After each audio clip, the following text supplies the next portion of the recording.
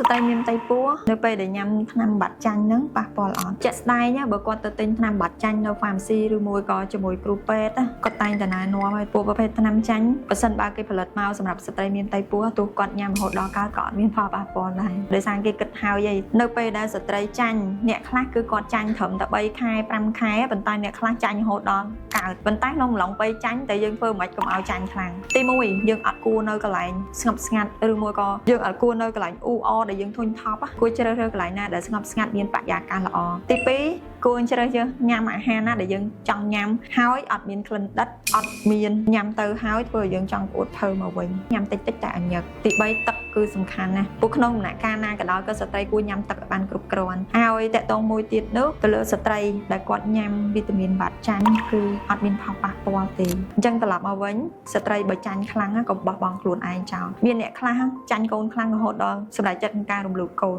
អានេះអ្នកគូអត់លើកទឹកចិត្តឲ្យអត់គ្រប់គ្រងទេ